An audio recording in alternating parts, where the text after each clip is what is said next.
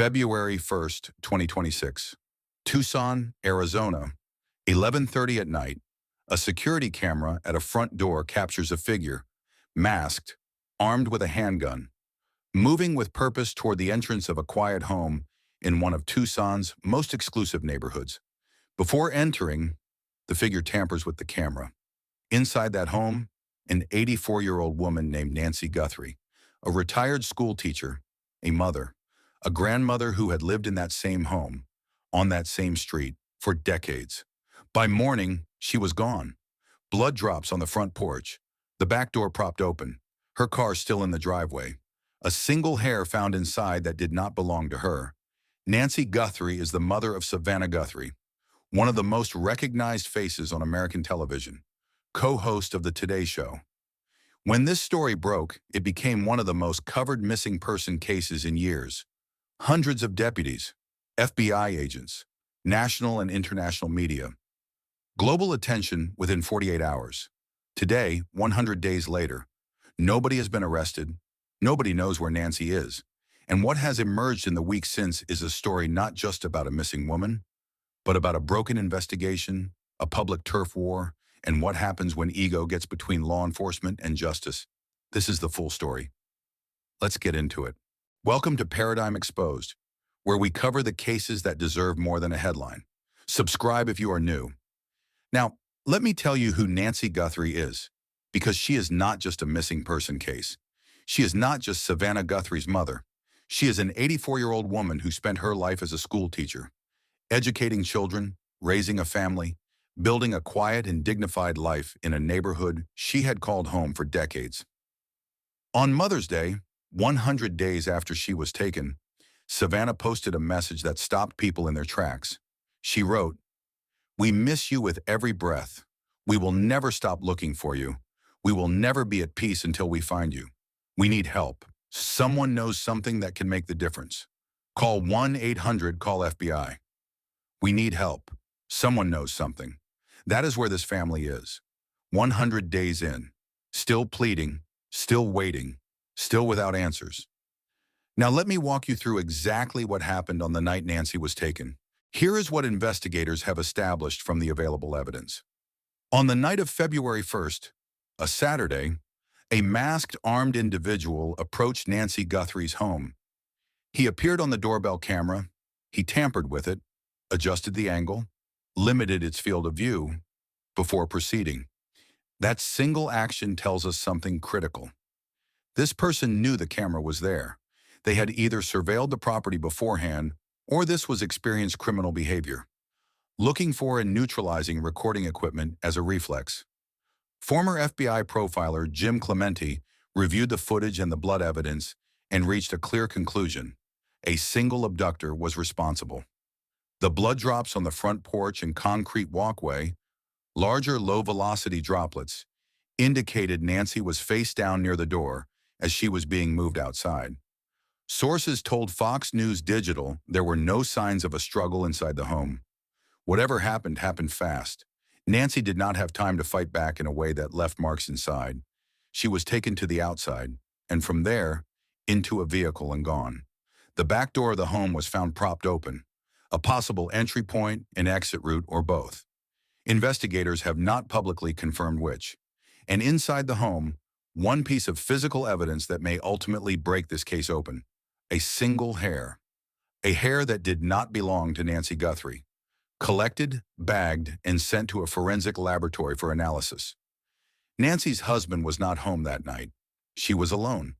By Sunday morning, when it became clear something was wrong, the response was immediate and enormous. But the geography of where Nancy lives creates its own challenge. The Catalina foothills is a hillside residential area where homes sit far back from quiet, unlit roads. No license plate readers nearby.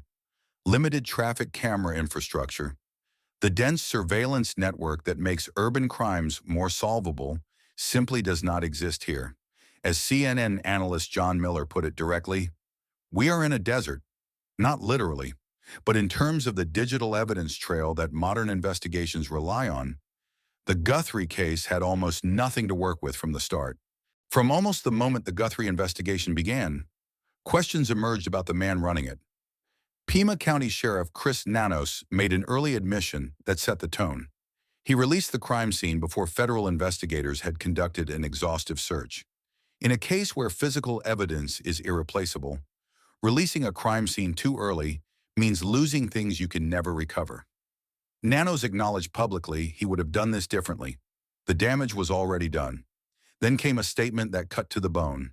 Bob Craigier, a retired lieutenant and former SWAT commander from the Pima County Sheriff's Department itself, went on record with a damning assessment.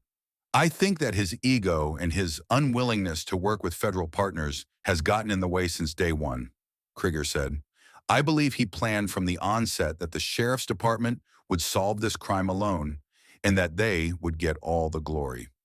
His constant unwillingness to work with anyone has been an ongoing problem for years within the agency, and it's clear that his ego in this instance has been a roadblock for investigators. A roadblock. His words. A man from inside that same department, while Nancy Guthrie is missing. And then the turf war went fully public in a way that stunned even experienced law enforcement observers. FBI Director Kash Patel appeared on a national podcast and launched a direct broadside against the Pima County Sheriff's Department. He took credit for investigative progress. He attacked the department for initially sending the DNA evidence to a private Florida lab instead of the FBI's Quantico facilities. He implied mismanagement at the local level. The sheriff's office fired back.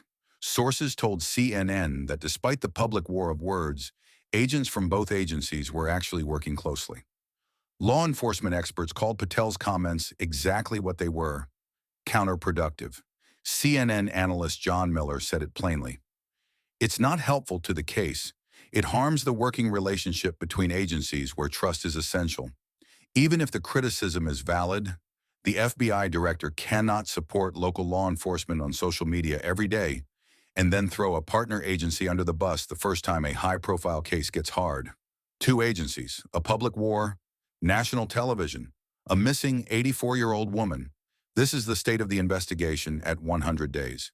Despite everything, the early missteps, the public turf war, the 100 days of silence, the single most important piece of evidence in this case has been quietly making its way through one of the most sophisticated forensic pipelines in the world.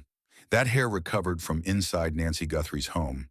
It was sent first to a Florida forensic lab with a contract with the Pima County Sheriff's Office. That lab transferred it, along with the original sample, to the FBI laboratory at Quantico, Virginia. At Quantico, investigators are believed to be applying forensic genetic genealogy to build a DNA profile from the hair. This technology does not simply match a sample against the CODIS database of known offenders. It goes further. It builds a family tree. It finds distant relatives, cousins, second cousins, people who share portions of the suspect's DNA and have uploaded their own profiles to consumer genealogy sites. From those relatives, analysts work backward and forward through family histories to narrow down a specific individual. It is painstaking, it takes months, and it has cracked some of the most difficult cases in American criminal history.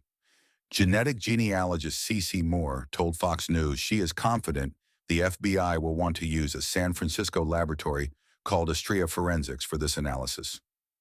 Astrea Forensics.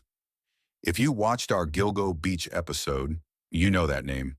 Astrea Forensics developed a DNA profile from rootless hair evidence that helped identify Rex Heuermann, the architect living 30 miles from where he buried 11 bodies on Long Island.